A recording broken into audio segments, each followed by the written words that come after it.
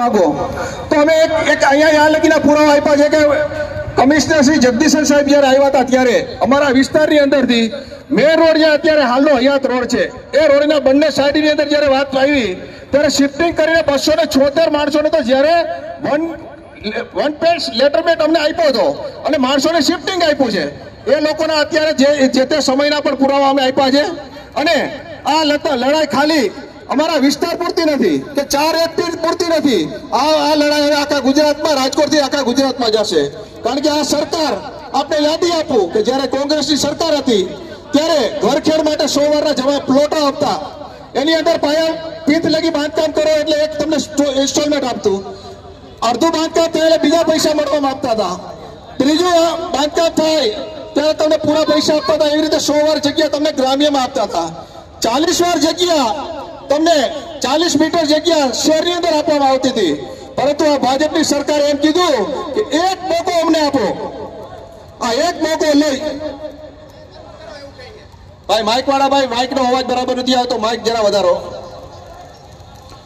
હું તમને વાત કરતો હતો કે 40 મીટર જગ્યા રાજકોટમાં યાની કે તમામ શહેરી વિસ્તારની અંદર 40 મીટરના પ્લોટ આપવાની વાત હતી એ 40 મીટરના પ્લોટ માટે થઈ અને સરકાર ત્યારે કોંગ્રેસની સરકાર માધવસિંહ સોલંકી અને અમરસિંહભાઈ ચૌધરીની સરકારોની અંદર ત્યારે એ બધું અપાવવામાં આવતું ઇન્દિરા ગાંધી આવાસ યોજના પણ આવતી હતી પરંતુ આ લોકોએ આપણે એવા ભોયડો ભાજપ વાળા એમ કીધું કે એક તક અમને આપો એક તકના નામે એ લોકો આપણી આગળ આવીને મત માંગવા આવ્યા એમ કીધું કે અમને એક તક આપો તો અમે તમારા જે મફતિયાપરામાં રહેતા લોકોને અમે રેગ્યુલાઇઝ કરી દેશું અને રેગ્યુલાઇઝ કેવી રીતે કરી દેશું કે તમે જે મકાનમાં રહ્યો છો એ મકાન તમારા નામે કરી દેશું તમારા દસ્તાવેજ તમારા નામના કરી દેશું સૂચિત સોસાયટીઓ તમારા નામની કરી દેશું આવી વાતો કરી અને આ ભાજપ આપણી આગળ મત લઈ અને એક ફેરી સત્તામાં બેઠા સત્તામાં આવ્યા ત્યારે એ લોકો છે અત્યારે એની આંખો એને ખુલી કે અમે સત્તામાં કોના તરફી બેઠા છીએ ગરીબોના આધારે ગરીબોના મત લઈને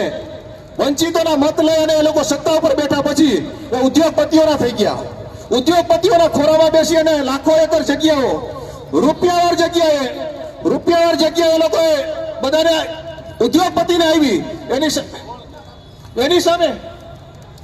એની સામે આપણે એક જ ખાલી ઉદ્યોગપતિનું જોઈએ ને એક ઉદ્યોગપતિનું કે એક ઉદ્યોગપતિની જગ્યા આખા રાજકોટની જે જગ્યા અત્યારે સરકારી ગણાય એટલી જગ્યા એક ઉદ્યોગપતિને રૂપિયા ભાવે ટોકનથી દીધી છે તો તમારો આપણો અધિકાર નથી આપણે પણ સરકારી ટોકન ભાવે પૈસા ભરવા તૈયાર છીએ આપણે જે સરકાર જે માન્ય રાખીએ એ રીતે એના સ્લેબ પ્રમાણે આપણે કાયદેસર કરવા તૈયાર હોય તો આપણે દેવા તૈયાર છીએ પૈસા દઈને આપણે પૈસા ભરીને જે તે સમયે જગ્યાએ રહેવા તૈયાર છીએ તો વધારે એવું ન કહેતા આપણા માટે થઈને દિન રાત લડતા આપણા વિસ્તારના પૂર્વ ધારાસભ્ય અને પૂરા ગુજરાતની અંદર કૃષક આંદોલનના નામે એક તાલુકાની અંદર જે ખેડૂતોને આ જાગૃત કરે છે એવા આપણા ઇન્દ્રનીલભાઈ રાજ્યગુરુને વિનંતી કરીશ કે આજના આ પ્રસંગને અનુસૂ આપણે ઇન્દ્રનીલભાઈ રાજ્યગુરુ આપણે ઉદ્બોધન કરશે ઇન્દ્રનીલભાઈ રાજ્યગુરુ સૌને મારા જય હિન્દ અવાજ આવ્યો એ બાજુ નથી આવતો હજી થોડીક તો આમ ગાડી પાછળ લઈ લ્યો આમ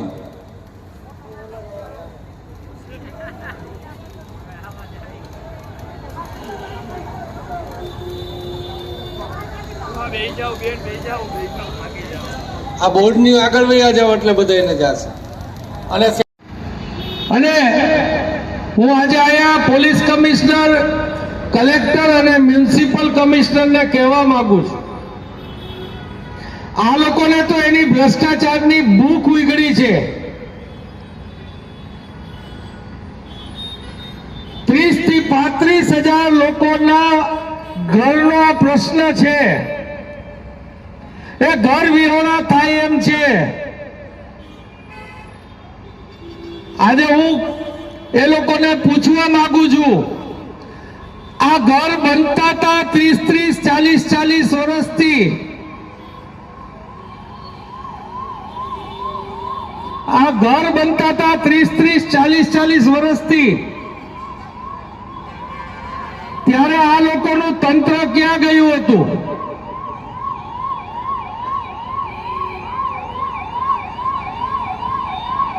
આ જો આ લોકોને ગાડીમાં લીલા લહેર કરવા છે તમને રોડ પટ્ટી બનાવી પોલીસને આગળ રાખી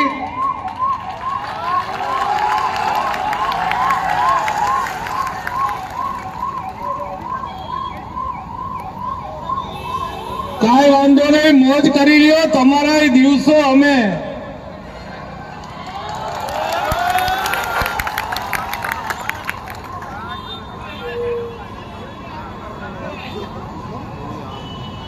એટલે આ કલેક્ટરને, મ્યુનિસિપલ કમિશનરને ખબર નહોતી, 40 વર્ષ સુધી ખબર નહોતી કે આ સરકારી જમીન છે. ગરીબ માણસ જે 2 વખતની રોટી જમવા અહીંયા આવ્યો હોય, ઈ કમાવા આવ્યો હોય, એને ન ખબર પડે કે અહીંયા મકાન બનાવીએ તો કોકની તકલીફ પડે. પણ તમારું તંત્ર એ મકાન બનાવતો તો ક્યાં સૂતું તું? એક ગરીબ માણસે ત્યાં એનું મકાન બનાવ્યું, રોજી રોટી કમાઈને એના બાળકોને મોટા કર્યા, એના બાળકો મોટા થયા, જરૂરિયાત ઊભી થાય તો એની જિંદગીની કમાણી નાખીને બીજો માળ કર્યો. તમારું તંત્ર ક્યાં સૂતું તું? 40 વર્ષ સુધી તમે પૂછા ન કરી અને રાતોરાત આ ભાજપના ભ્રષ્ટાચાર માટે આ કમિશનર અને કલેક્ટર જો નોટિસ પાઠવતા હોય તો આપણે એને કહેવું પડે કે મારા બાપલિયા, આ લોકોને તો ભ્રષ્ટાચારની ભૂખને કોઈ અંત નથી. માનવતા ચૂકશો ને તો મહાદેવ ને અલ્લાહ તમારો હિસાબ માગશે.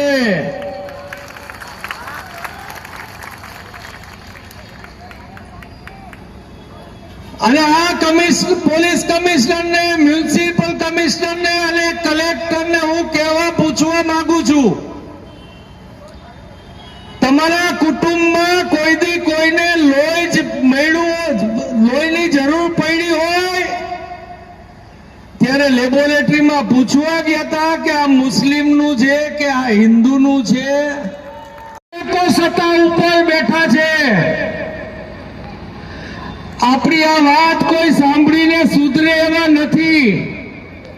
આજે હું તમને વાત કરું, તમને એમ થાય કે ઇન્દ્રનીલભાઈ ત્યાંથી બહુ કહી દીધું ને હવે ઓલામાં ફરક પડશે. ના, નહીં પડે. લાંબી મંજિલ કાપવાની છે.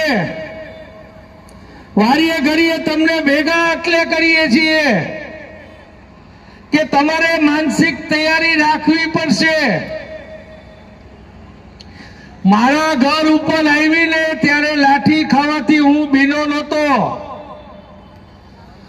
મુખ્યમંત્રીનું ઘર હોય ત્યાં એના ઘરે તમે ટોળું લઈને જાઓ ને અને જો ગોળી પોલીસ મારી દે ને તો એની તપાસ ન થાય એવો કાયદો છે. પણ ભાજપના ગુંડાઓએ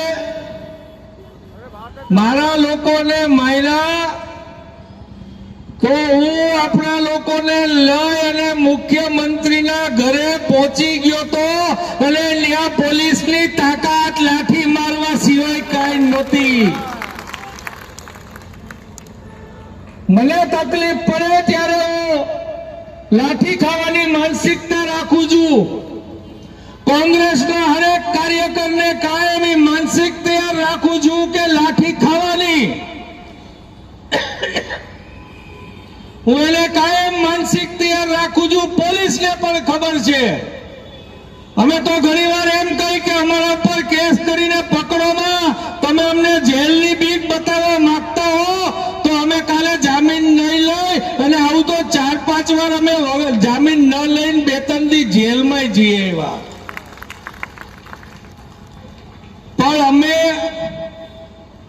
200-500 લોકો કોંગ્રેસના, એની આટલી માનસિક તૈયારીથી કામ પૂરું નહીં થાય.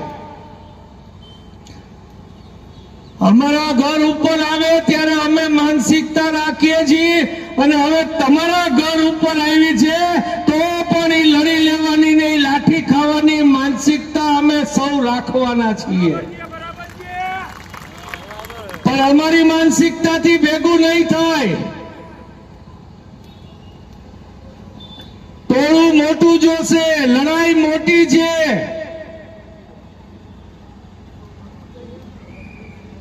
લોકોની બહુ મોટી ભ્રષ્ટ નીતિ સામે આપણે લડવાનું છે.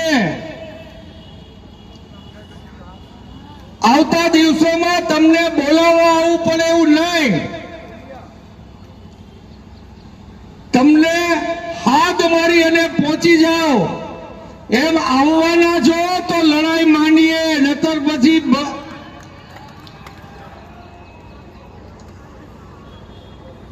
અને લાઠી ખાવાની તૈયારી નહીં રાખો તો ન તો તમારા બાળકો આવતા દિવસોમાં તમને માફ કરશે અને તમારે પણ દુઃખના દાડા બીજા મકાન બનાવવા માટે જોવા પડશે. આટલું મગજમાં રાખજો. આજે તો આપણે શાંતિપૂર્ણ રીતે, હવે જેથી લાઠી ખાવાનો વારો આવે તેથી અમે તમને કેવડાવીને બોલાવશું કે આપણે આ સરકારની તેવર શું એ કહી દેવું છે ને. આ સરકારની તેવર લાઠી મારવાથી વિશેષ કઈ છે જ નહીં. પોલીસને મોકલશે, એની કૈહાગરી પોલીસને મોકલશે, એમ કહેશે કે ટોળું વીખો તો લાઠી મારશે. આપણને જેલમાં લઈ જાય તો અમે આગળ આવશું. જેલમાં જવા પર તૈયાર રહેવું પડશે. રહેશો? અહીંથી હાનો અવાજ કલેક્ટર ઓફિસે, આમ તો અહીંયા સાંભળવા વાળા એને હશે જ,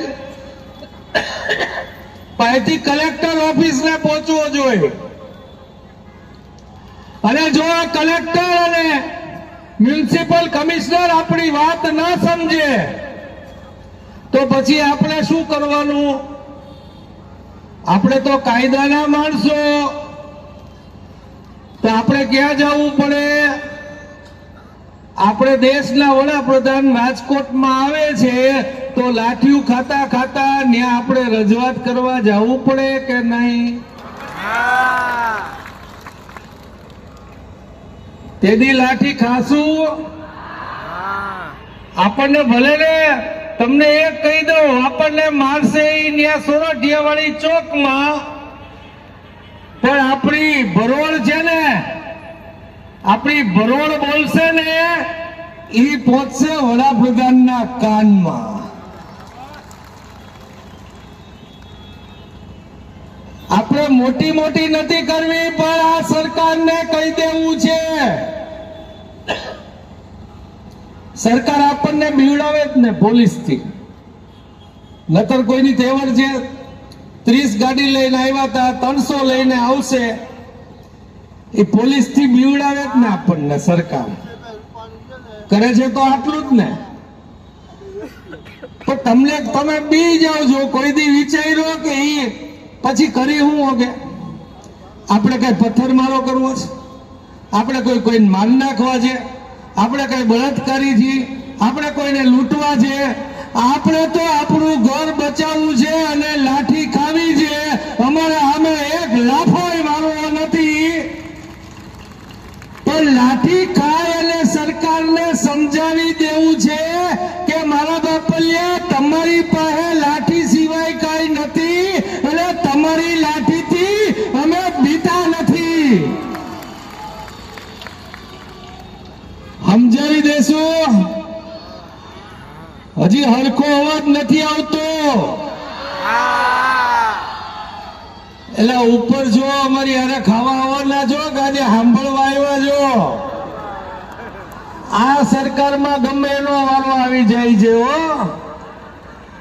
કોકને એમ થાય કે અમારી પાસે દસ્તાવેજ છે. હવે દસ્તાવેજ વાળાને પીપીપી યોજનામાં પાડી દીધા. કેટલી બધી આપણે રાજકોટમાં તો ઓછી થવા દીધી, બાકી તો ગમે ત્યાં ડોળો પડે ભાજપનો એટલે ત્યાં પીપીપી યોજના કરે. અને આ પોલીસ અને આ મ્યુનિસિપલ કોર્પોરેશન એ પીપીપી યોજનામાં હોય ત્યાં જઈ પણ ન શકે. પણ આયા જે તે વખતના મુખ્યમંત્રી વિજયભાઈનો લાભ હતો. તો કાલાવાડ રોડ ઉપર પ્રેમ મંદિર પાસે હજારો વારની જગ્યા ઉપર પોલીસે જઈ કોર્પોરેશને બુલડોઝર મોકલી અને એ ખાલી કરાવવાનું કામે આ ભ્રષ્ટાચારીઓને કરી દીધું હતું.